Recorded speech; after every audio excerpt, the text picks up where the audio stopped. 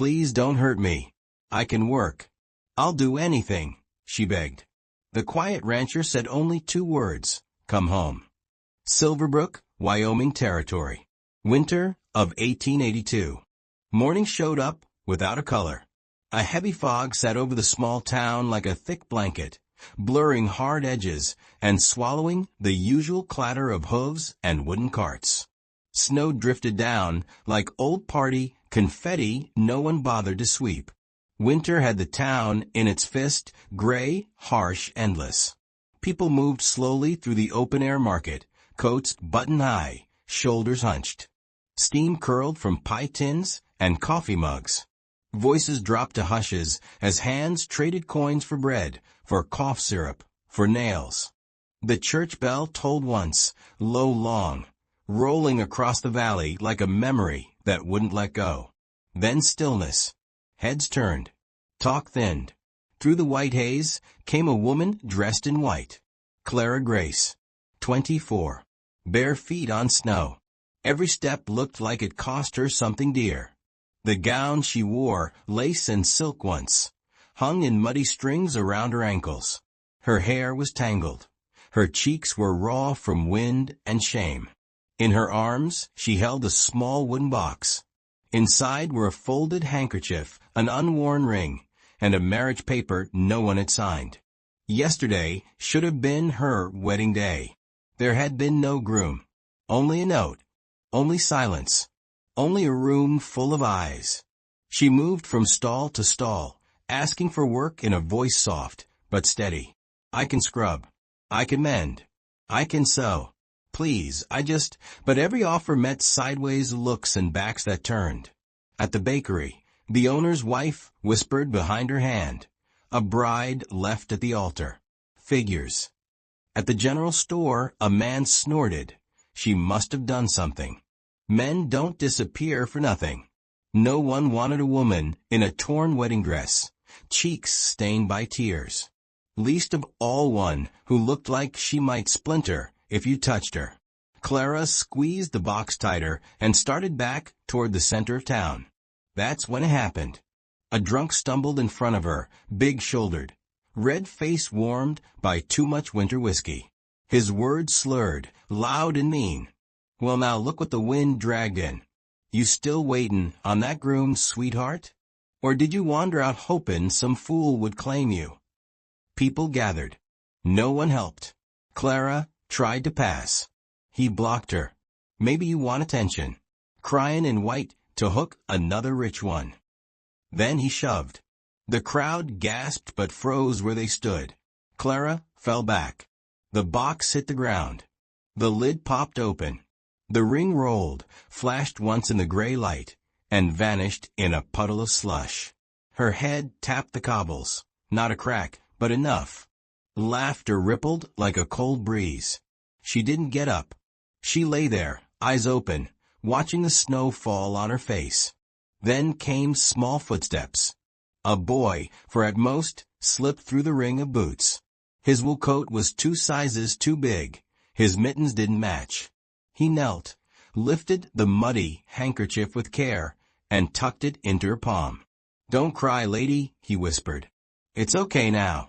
His name was Micah Stone. Before Clara could speak, a tall shadow fell over them. Elijah Stone, 30, stood at the edge of the circle. Broad shoulders. Frost on a dark beard. Arms hard as fence posts. He wore a thick wool coat, and his gloves were stained dark from his work. The blacksmith. Quiet as winter. Somehow, no one had seen him arrive. He stepped forward, shrugged off his coat, and without a word helped Clara stand. He wrapped the coat around her.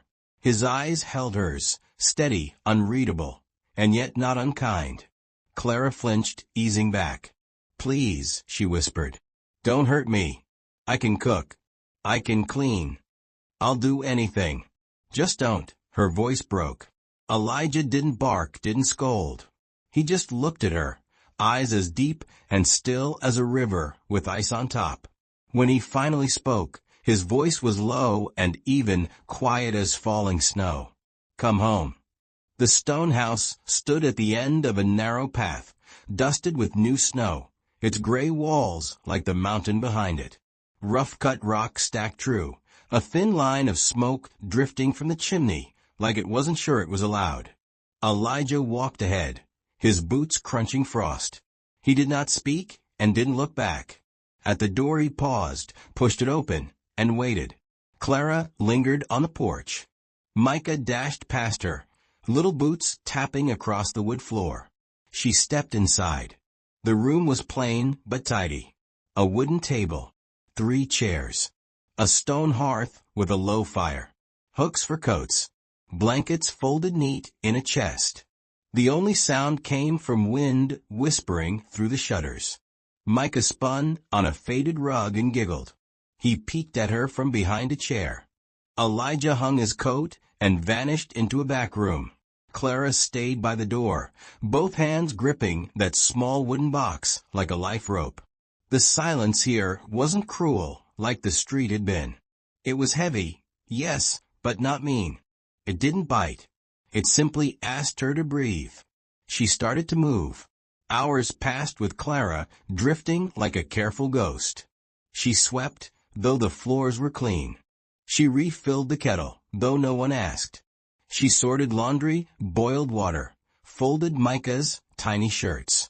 Every movement was quiet. After every sound, she glanced over her shoulder. When it was time to eat, Elijah brought bread and stew from a cupboard, set 3 bowls, and sat. Clara hovered. "Sit," he said once. "I can eat later," she whispered. "After you and Micah finish." He didn't push, just bowed his head and ate. Micah chattered about a bird he had seen. Clara listened, hands tight in her lap. Later, in the small kitchen, the fire died low. Clara refilled the kettle again. Her hands were numb from cold and from nerves. She didn't notice the tremble until the kettle tipped. Boiling water splashed her forearm. She gasped and dropped the kettle. It clanged across the stone floor.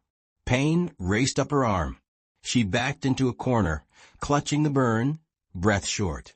"I'm sorry. I didn't mean I'll fix it. I'll clean it. Please don't." Her voice cracked. Elijah appeared in the doorway. He didn't shout. He didn't frown. He crouched, turned off the stove, then wrapped a clean cloth around a handful of ice from a coal box. He walked toward her slowly, knelt, and held out the cold pack. Clara flinched.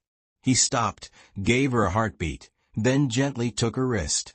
When she didn't jerk away again, he set the compress against the burn. She hissed with pain. He wrapped the bandage with practiced hands, steady, sure, silent. When he looked up, his eyes weren't angry. They were hurt, but not because of the spill.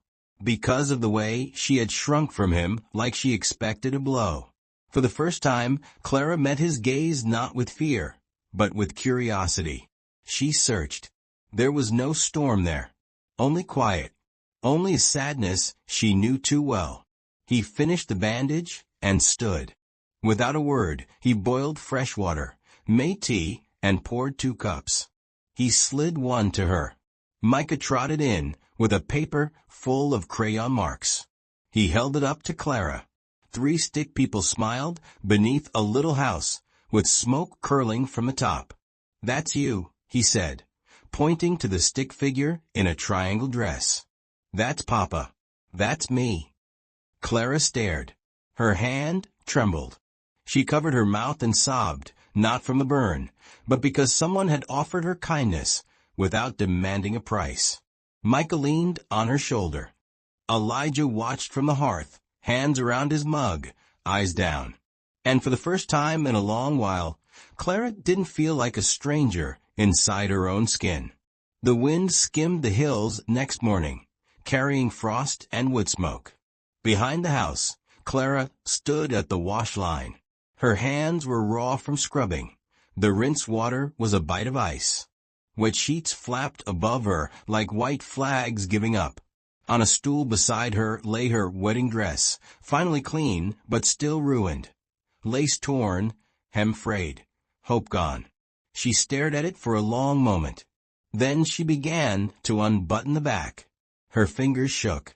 The fabric slipped off her shoulders and fell to the cold ground like snow.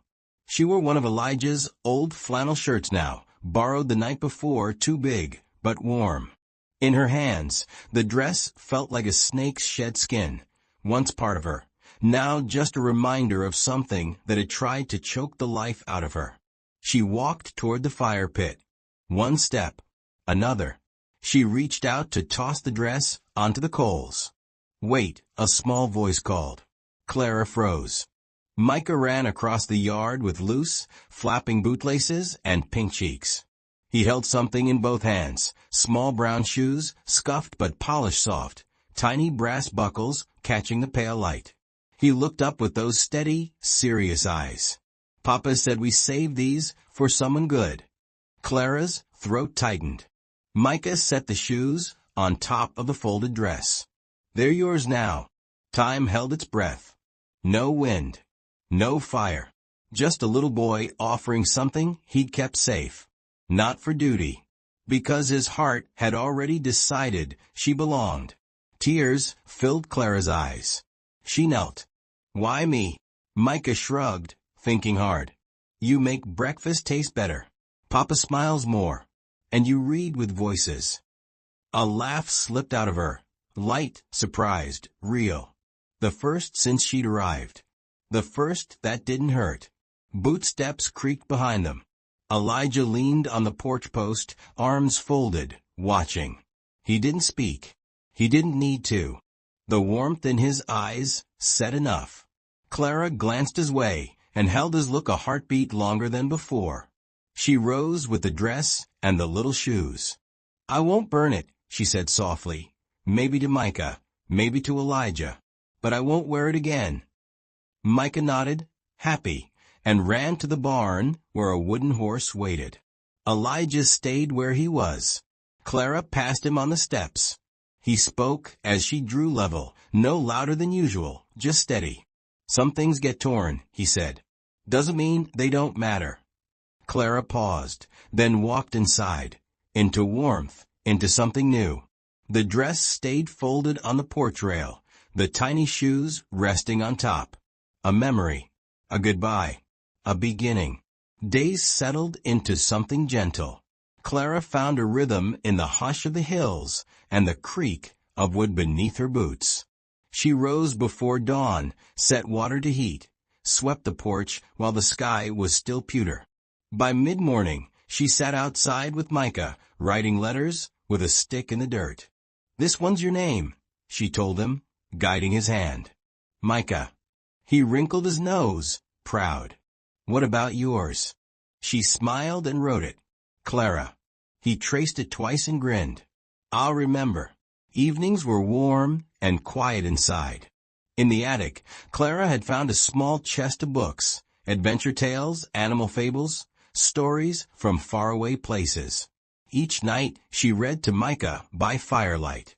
He listened with wide eyes and swinging legs, leaning into her side. Elijah came in late from the barn with mud on his boots, calluses dark on his palms. She noticed how he fixed the chicken coop latch, how he rehung the gate so it wouldn't scrape, and how the kettle was always hot when he stepped in. The coffee poured without asking. He never said thank you. He didn't need to.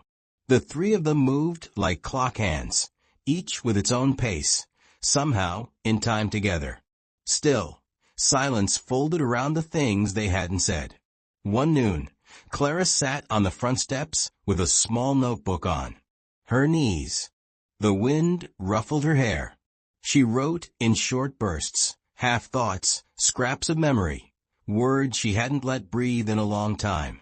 She didn't hear Elijah until his shadow cut across the page. "You write?" he asked, voice low. Clara looked up, startled, then nodded. Her fingers hovered over the paper. She reached into her coat pocket and handed him a worn clipping. He unfolded it. The headline read, "Railroads in Ruin. The Price of Greed Back East."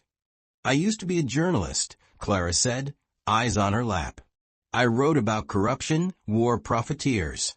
Thought ink could change the world." Elijah read slowly, carefully. When he lifted his eyes, something unreadable passed there. "Quieter now," Clara went on. "After everything, I lost the urge to shout. I only want to be heard, without being judged." He didn't offer a fix. Didn't tell her what to feel. His gaze softened. That was enough. That night, after Micah fell asleep curled near the hearth, Clara sat with tea at the kitchen table. The lamp threw warm gold on the wood. Elijah polished his boots by the door. "What happened to Micah's mother?" Clara asked gently. The brush stopped in his hand. The quiet stretched before he answered. "She left," he said flat. "Ran off with a banker from Chicago. I wanted silk sheets and crystal windows." Clara's chest tightened. "Micah was too," he added softer. "Didn't cry.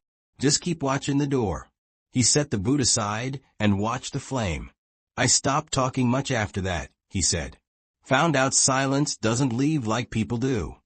Clara didn't reach out with pity. She only nodded and held his eyes. Two people, both abandoned, sharing the still place between words. After that night, something shifted.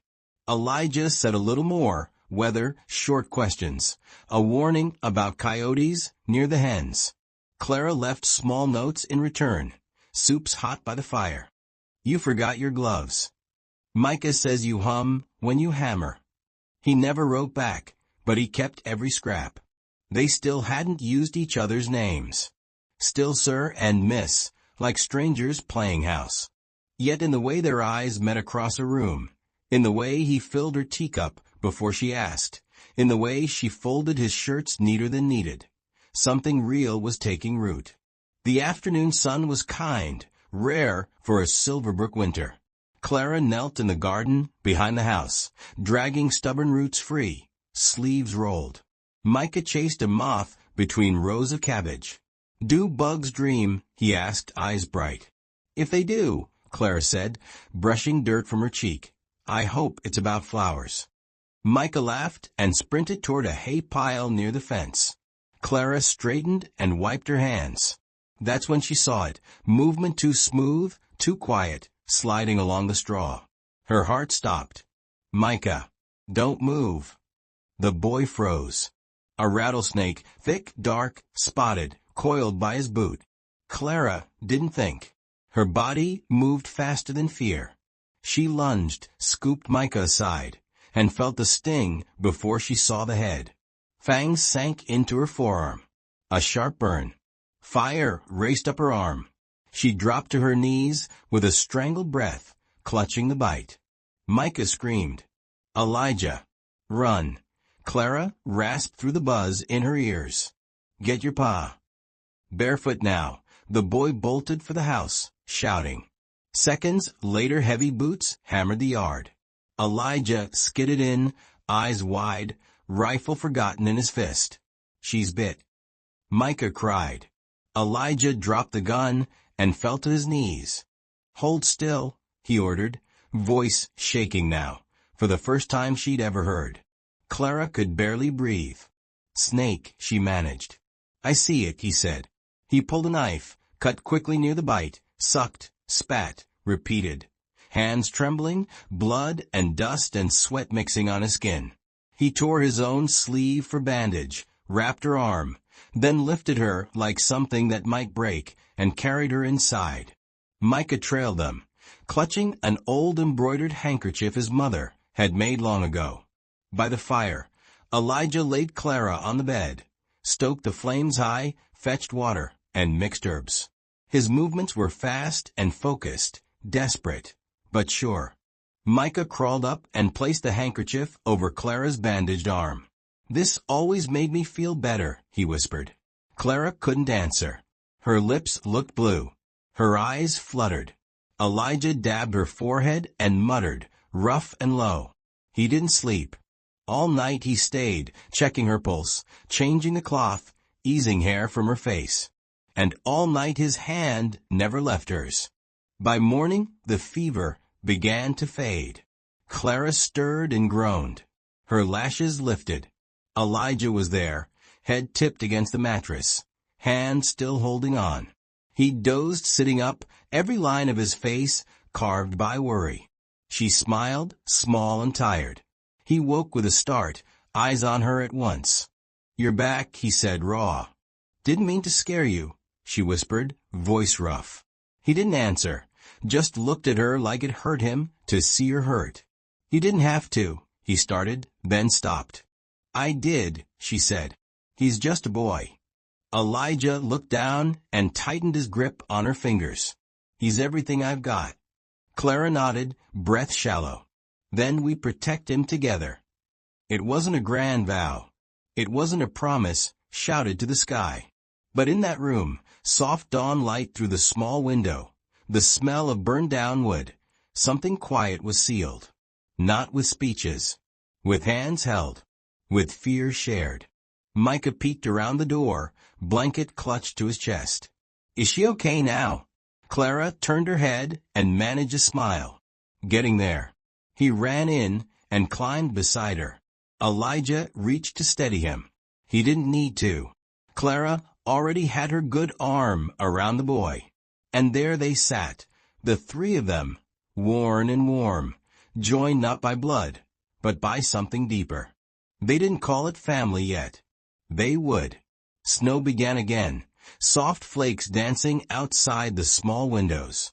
Inside, Clara folded laundry near the fire. Her arm still ached, but it was healing. Upstairs, Micah napped with the old handkerchief tucked under his chin, like always. Elijah came in from the trail mailbox, face unreadable. He handed Clara a wrinkled envelope with no return mark. Only her name. Clara froze. Her fingers shook as she opened it. The handwriting was sharp. Familiar. "You humiliated me. You will come back and make this right, Clara. This isn't over. I'll come for you soon. You still wear my name." No signature, but the stink of control was all over it. She dropped the letter like it burned. Elijah bent, lifted the page, read it once. His jaw tightened. He said nothing. He stepped to the fire, let the flames nibble the edge, and released the rest. It curled black and fell to ash. Supper was quiet. Micah babbled about learning the letter M. Clara smiled, but her hands shook when she passed the bread. Elijah stayed silent, but something in him shifted, like a door had latched. After Micah was tucked in, Clara stood at the sink and looked out at the dark hills. Behind her, Elijah cleared his throat. She turned. He held something wrapped in waxcloth. "I've got something," he said as low as ever. He unwrapped it carefully. An old newspaper sheet, folded so many times it was about to split. Yellow edges, fading ink. He laid it on the table. Clara stared. Her name was printed under the headline. "Whistleblower exposes railroad bribes. Eastern reporter risks life for truth." Her breath caught. I wrote this." "I know," Elijah said. She frowned. "How?" "I've had it 5 years," he said, eyes still on the paper. "Found it in a pile of scrap they used for wrapping horseshoes. Almost tossed it." "Why didn't you?" He hesitated, then met her gaze. "Because it reminded me people still stand up for what's right. I read it every winter. When I start thinking the world forgot what decency looks like." Clara's chest ached. She ran a fingertip over the words she'd bled onto that page years back. "I used to think words could change the world," she said. "Then I learned some men only want to change you." "That man's wrong," Elijah said. "You didn't stain his name. He never earned yours." Her eyes filled. "Why, Elijah? Why keep it all this time?" His face didn't shift. "I saw you long before you walked into town." Silence settled, heavy, warm. The fire snapped. Clara whispered, "You never told me why you helped me at the market." He nodded once. "Seen enough folks walk away from someone already on the ground. Decided I wouldn't be that man. Not again." Her lips trembled. Something old and tight inside her loosened. She sat beside him, shoulder to shoulder. They didn't speak.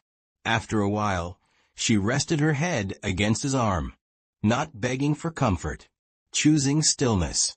The first anyone saw of him was a flash of polished boots hitting the dirt outside the stagecoach.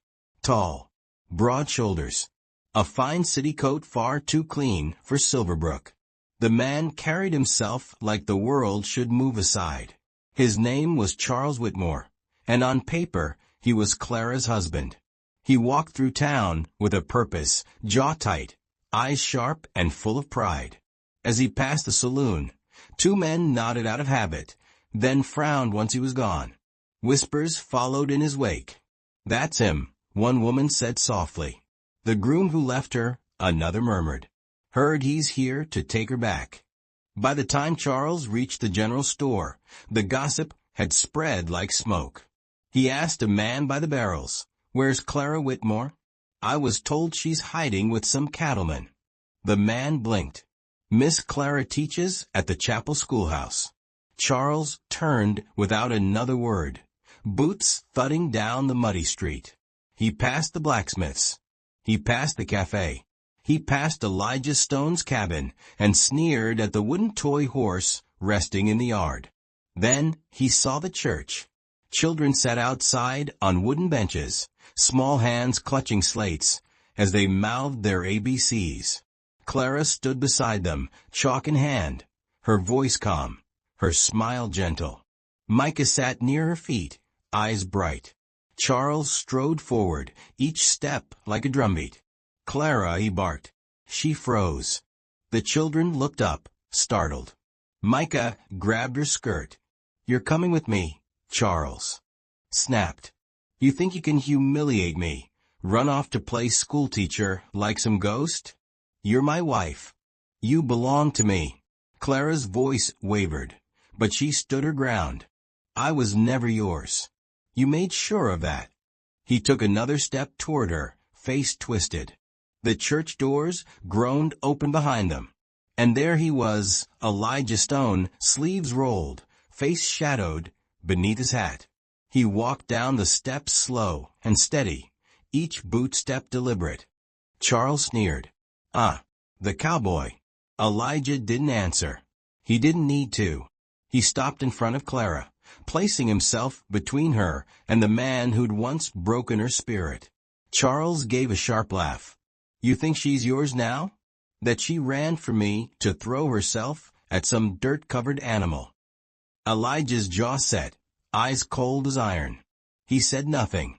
Then he moved. One swift punch, solid and final. Charles dropped hard to the ground, blood streaking his lip, eyes wide with shock. Elijah stood over him, voice low but carrying. "She owes you nothing. She belongs to no one but herself." The crowd had gathered, neighbors, shopkeepers, mothers with their children. Not one stepped forward to help Charles. The pastor came instead, coat flapping in the wind. "We don't keep that kind of man here," he said. "Take your boots, your coat, and your pride, and go." Charles staggered to his feet, glare full of fury, but empty of courage. He spat into the dirt and turned away. By sunset, he was gone. Clara stood shaking, her breath uneven. Micah hugged her waist. Elijah turned to leave, but Clara reached out, caught his hand. Their fingers brushed lightly, but in that touch was everything. Gratitude, strength, understanding. Behind them, the children began to sing again, their voices rising like church bells through the cold. Clara stood taller than before, seen, heard, finally free. The big pine by the river stood tall, its branches catching the gold of afternoon like arms lifted in blessing. Beneath it, the people of Silverbrook gathered, simple folks, dressed in their best, smiles warm and real. There were no pews, no choir, just wooden benches borrowed from the chapel, wild flowers in tin pails, and the rustle of wind through leaves. Clara waited at the edge of it all, her heart caught in her chest. The dress, the same one, was no longer a mark of shame. The jagged hem had been sewn with careful, mismatched stitches. The torn lace was replaced with new trim, cut from a donated tablecloth. It was still that dress, but now it carried strength, not sorrow. Micah ran up, clutching a wreath of daisies. His vest was crooked, his curls wild. "You look like a storybook princess," he said proudly. Clara bent, kissed his forehead. "And you, my brave knight." He grinned and ran to his place beside Elijah, who waited beneath the pine.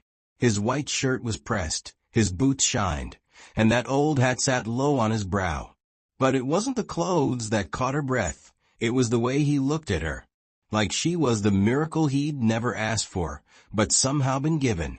The townsfolk rose as she walked down the grassy aisle. No music, just heartbeats, just the sound of her steps and the sigh of the wind. Elijah held out his hand. She took it. Mayor Calloway stood between them, smiling wide. "I ain't no preacher," he said, "but I do know a thing or two about promises." He opened his small book, but no one remembered the words. What stayed in every heart was Elijah's voice, steady, honest, deep as the land. "The first time you wore this dress," he said, "you were left standing alone." He paused, eyes locked on hers. "This time I'll stay. Always." Clara's voice shook, but didn't break. "You found me in the mud and never asked why I was there. You saw me, not my past, not my scars, just me." She squeezed his hand. "And now I see you. Not just the man who saves, but the one who stays." Micah stepped forward, holding two simple silver rings, Elijah's mother's, and one Clara had bought long ago with coins she'd hidden in her boot. They slipped them on beneath the open sky. There were no violins, just laughter. No chandeliers, just pine needles falling like quiet blessings. As twilight came, 3 horses waited at the edge of the field. Clara climbed onto her mare, Micah sitting in front of her, his little arms tight around her waist. Elijah rode beside them, his figure outlined against the fading sun. The people of Silverbrook waved as the small family rode away, not into the unknown, but toward a life they had already begun to build, one quiet kindness at a time. Their laughter echoed down the valley. Behind them, the river shimmered. The pine stood tall, watching like an old friend. And in the distance, the stone house waited, windows glowing, chimneys smoking, hearts already full. Because family isn't made from blood, it's made from choice. And love, real love, isn't lightning or fire. It's the small, steady decision to stay. Again and again and again. From heartbreak in the snow to vows beneath the pines, Clara and Elijah's story reminds us that home isn't a place. It's a hand you hold, a heart that doesn't leave. If this story touched you, hit that like button, drop a comment, and subscribe to Wild West Love Stories. Each week, we share tales of quiet courage, unexpected love, and the wild, untamed hearts of the frontier. Because in this land, bullets may miss, but hearts never do. Thanks for riding with us. Until next time, choose love always.